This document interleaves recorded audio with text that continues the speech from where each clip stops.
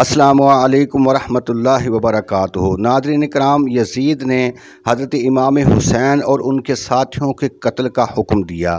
جب حضرت امام حسین اور ان کے ساتھیوں کے سروں کو یزید کے دربار میں پیش کیا گیا تو یزید نے شہدائے کربلا کے سروں کو دیکھ کر خوشی سے فخر کرتے ہوئے کہا کہ کاش آج میرے بزرگ جو میدان بدر میں مسلمانوں کے ہاتھوں قتل ہوئے تھے وہ زندہ ہوتے تو مجھ پر فخر کرتے کہ میں نے آل محمد اور بنی ہاشم سے ان کا کیسا بدلہ لیا ہے۔ اب حساب برابر ہو گیا ہے۔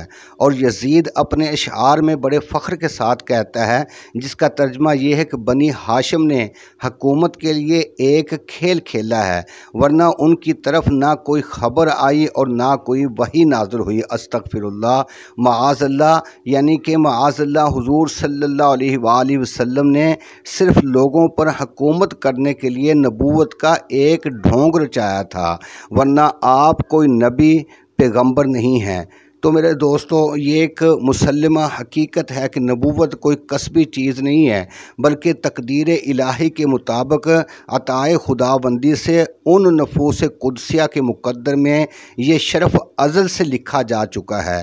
تو جو شخص کسی نبی کی نبوت کا انکار کرتا ہے وہ صرف ایک نبی کا انکار نہیں کر رہا، بلکہ اس کے ساتھ ساتھ وہ حکم الہی اور تقدیر الہی کا بھی انکار کر رہا ہے۔ یزید اپنے ایک شعر میں کہتا ہے، جس کا ترجمہ یہ ہے کہ جب ہم پرانے امور میں نظر ڈالتے ہیں تو شراب کا متواتر پینا حلال پاتے ہیں۔ اور ایک جگہ پہ یزید کہتا ہے، جس کا ترجمہ یہ ہے کہ اگر شراب دین احمد میں حرام ہے تو اسے عیسائی بن کر پی لیا کر۔ حضرت امام حسین رضی اللہ تعالی عنہ کی شہادت نے عالم اسلام میں یزید کے خلاف غم و غصہ اور نفرت کی لہر دوڑا دی۔ اہل مدینہ نے اس سانحہ کی شدت کو کچھ زیادہ ہی محسوس کیا، جس کا اظہار یوں ہوا کہ انہوں نے مدینہ پر یزید کے گورنر عثمان بن محمد کو معزول کر دیا، بنو امیہ کے گھروں کا گھیراؤ کر لیا، انہیں اذیتیں دیں اور اقتدار اور انتظام کے لیے دو امیر چن لیے۔ مہاجرین نے عبداللہ ابن مطیع کو اور انصار نے حضرت عبداللہ ابن حنظلہ کو منتخب کر لیا۔ یزید کی نظر میں یہ ایک ناقابل معافی انتہائی سنگین جرم تھا، چنانچہ اس نے بلا تاخیر مسلم بن عقبہ کو 12,000 کا لشکر دے کر مدینہ منورہ کی طرف پیش قدمی کرنے کا حکم دیا، اور اس نے خاص ہدایات دی کہ اگر اہل مدینہ سے مقابلہ ہو جائے تو انہیں کسی قسم کی بھی مراعات نہ دی جائیں، اور 3 روز تک وہاں قتل عام کیا جائے، اور 3 روز تک مدینے کی ہر چیز تمہارے لیے حلال ہے۔ یہ شامی لشکر ہوا کے دوش پر سوار مدینہ پہنچا اور پورے شہر کو محاصرے میں لے لیا۔ اس کی آمد کی خبر سن کر اہل مدینہ نے پہلے ہی حفاظتی اقدامات کے طور پر ایک خندق مدینہ کے گرد کھودی ہوئی تھی، اس لیے شامی اچانک حملہ آور نہ ہو سکے اور پیغام رسانی کا سلسلہ شروع کر دیا۔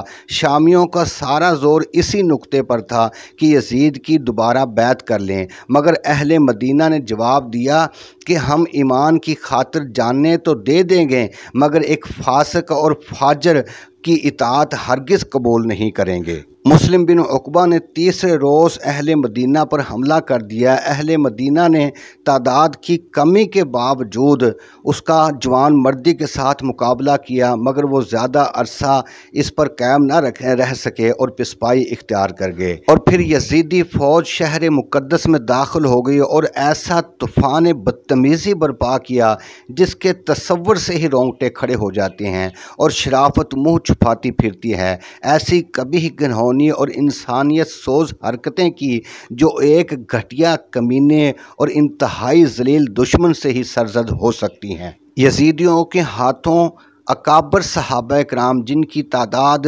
1700 تھی، جن میں سے 70 بدری صحابہ اور بیعت رضوان میں حضرت السلام کے ہاتھوں پر بیعت کرنے والے صحابہ اور تابعین کرام، یہ 1700 اکابر صحابہ کرام جو ان کے ہاتھوں شہید ہوئے، اور 700 حفاظ کرام یزیدیوں کے ہاتھوں شہید ہوئے، اور اس کے علاوہ 10,000 افراد جن میں عورتیں، مرد اور بچے اور بوڑھے جوان شامل ہیں جو کہ یزیدیوں کے ہاتھوں شہید ہوئے۔ और 1000 कंवारी लड़कियों को घरों से निकाल कर यजीदी फ़ौज में तकसीम किया गया और यजीदी फ़ौजी 3 दिन तक उन कंवारी लड़कियों के साथ ज़िना बिलजबर करते रहे। इस दौरान किसी की जान और इज़्ज़त और आबरू महफूज ना रही। मुस्लिम बिन उक़बा दरबार लगाकर बैठ गया। उसकी चचाज़ाद बहन ने आकर कहा कि अपने सिपाहियों को हुक्म दो कि वो फ़लाँ जगह से मेरे ऊँट ना लेकर जाएं। उसने अपने गुमाश्तों से कहा, पहले इसी के ऊँट पकड़ कर लाओ। एक औरत ने बेटे की सिफारिश की तो उसे उसी वक़्त तलवार के वार से उसके बेटे की गर्दन उड़ा दी गई। हज़रत अमर बिन उस्मान की दाढ़ी का एक एक बाल उखड़वा दिया गया। सहाबी रसूल हज़रत अबू सईद खुदरी रदी अल्लाह ताला अन्हु की दाढ़ी के तमाम बाल उखाड़ दिए गए। आपसे पूछा गया कि आपकी दाढ़ी को क्या हुआ? आपने फरमाया, ये शामियों के जुल्म की निशानी है। शामियों का एक गिरोह मेरे घर में घुस आया और तमाम असबाब खाना हत्ता कि मेरा पानी का प्याला भी साथ ले गए। उसके बाद दूसरी जमात आई, घर को खाली देखा तो गुस्से में आकर कहने लगे कि शेख को बुलाओ। फिर तो उन लोगों में से हर एक ने मेरी दाढ़ी का एक एक बाल उखेड़ना शुरू कर दिया, हत्ता कि मेरी दाढ़ी का एक बाल भी ना उन्होंने छोड़ा। इस वहशत और बर्बरियत ने हर तरफ सनसनी फैला दी। लोगों को जहां पनाहगाह नज़र आई वो वहीं दबक गए।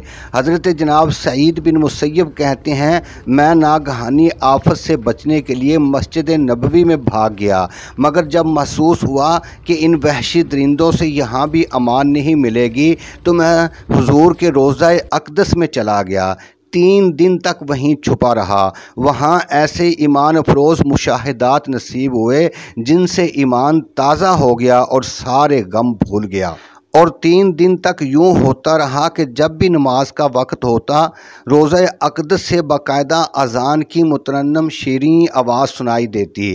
फिर कुछ देर बाद अकामत की आवाज़ आती। मेरे लिए ये आवाज़ ऐसी दिलजोई का बायस बनी कि भूल गया खूनखार दुश्मनों से बचाव के लिए यहाँ छुपा हुआ हूँ। आज़ान से नमाज़ों के औकात का पता चल जाता, लिहाजा वक्त पर नमाज अदा कर लेता। बाद में सिपाही इनको भी पकड़कर मुस्लिम बिन उक़बा के पास ले गए, मगर आप पर रोज़ा अक़दस में ज़ाहिर होने वाली एजाज़ी शान का ऐसा नशा चढ़ा हुआ था कि आपको मजनून समझकर छोड़ दिया गया। यजीदियों के घोड़े 3 दिन तक मस्जिद नबवी में बंधे रहे, जो कि लीद और पेशाब करते रहे। 3 दिन तक मस्जिद नबवी में ना अज़ान हुई, ना अकामत हुई और ना नमाज हुई। मुस्लिम बिन उक़बा जैसा जलील आदमी जो कि फासक और फाजर था और इस यजीदी लश्कर का सिपा सलार था, वो इस बारे में क्या कहता है? वो कहता है कि मेरे नज़दीक कलमा पढ़ने के बाद जो मेरा सबसे प्यारा और पसंदीदा काम है वो जंगे हराम में मदीने वालों का कत्ल है। अस्तग़फिरुल्लाह।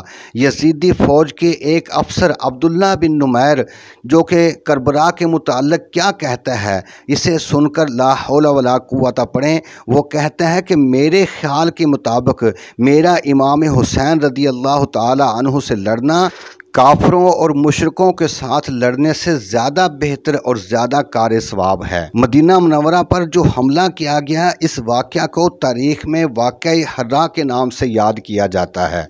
और फिर यजीद लानती के हुक्म से बैतुल्लाह शरीफ पर लश्कर कशी की गई।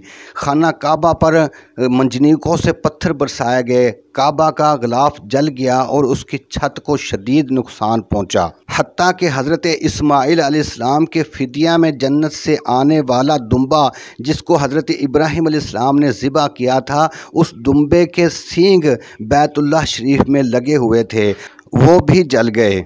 ये यजीद के ऐसे तारीख़ी कारनामे हैं कि जिसने इस्लाम को ख़त्म करने में एक ज़र्रे के बराबर भी कोई कसर ना छोड़ी। लोग फिर भी यजीद को अमीरुल मोमिनीन, सैयद और जन्नती और बख्शा हुआ कहकर पुकारें, बल्कि ये ऐसा अकीदा रखना रूह इस्लाम का मजाक उड़ाने के मुतरादिफ है। अल्लाह ताला हर मुसलमान को ईमान पर साबित कदम रहने की तौफीक अता फ़रमाए। नाज़रीन, अगर हमारी वीडियो अच्छी लगे तो हमारे चैनल हौज़े कौसर को ज़रूर सब्सक्राइब करें और बेल को भी प्रेस करें। अल्लाह हाफ़िज़।